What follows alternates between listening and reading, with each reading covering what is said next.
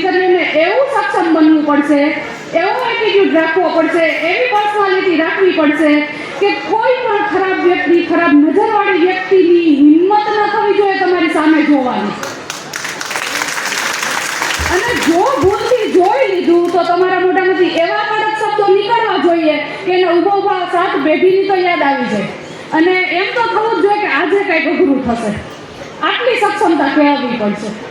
પણ અફસોસની વાત એ છે કે ક્યારેક દીકરીઓ આ સક્ષમતા કેળવી નથી શકતી.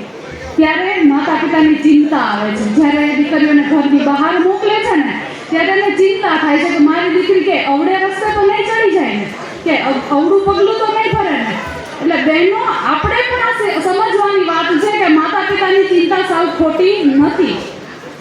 કેમ કે જે માતા પિતાએ એવા ઉદાહરણો પણ જોયા છે કે જ્યાં ડિગ્રી સર્ટિફિકેટ લેવા મોકલી હોય ને દીકરીને, એ મેરેજ સર્ટિફિકેટ મોકલે છે. એટલે માતા પિતાની ચિંતા છે ને સાવ ખોટી પણ નથી. એટલે આપણે ધ્યાનમાં રાખવું પડશે. પણ સામે દીકરીઓના પણ એવા પ્રશ્ન છે કે અમને ઘરની બહાર નહીં જવા દો તો અમે સક્ષમ કેવી રીતે બનશું. અને એ વાત પણ સાચી છે કે ઘરમાં તો સિક્યોર વાતાવરણ મળે છે, વિપરીત પરિસ્થિતિમાં એને જવાનો મોકો નથી મળતો, તો એની કેપેબિલિટી કેમ ડેવલપ કરશે.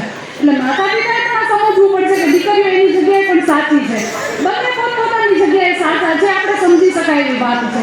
પણ સક્ષમ દીકરીઓને બનવું છે તો મહેનત કોને કરવી પડશે? દીકરીઓને, બરાબર ને?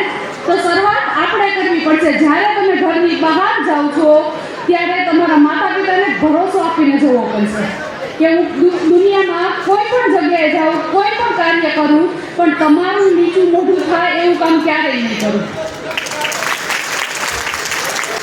હવે મારે એ પૂછવું છે, આવી વાત કેટલી દીકરીઓ ઘરે કરેલી છે? હાથ ઊંચા કરો તો થોડો. જો રિઝલ્ટ આપણે દેખાય છે, વાતનો ગેપ ક્યાં છે ને રિઝલ્ટ દેખાય છે આપણે. એટલે આ ભરોસો આપણે આપવો પડશે. અને માતા પિતાને પણ એ કહેવાનું કે જો બાઇક સામે સામે આવી જાય રોડ પર, એટલે આપણે ખાલી એના ઈશારાથી સમજી જાય કે હા ભાઈ તું જા કે હું જાઉં. જો આના પર આપણે અજાણ્યા વ્યક્તિ પર આટલો ભરોસો મૂકી શકતા હોય ને, તો આપણા સંતાનો પર મૂકવો પડશે આપણે.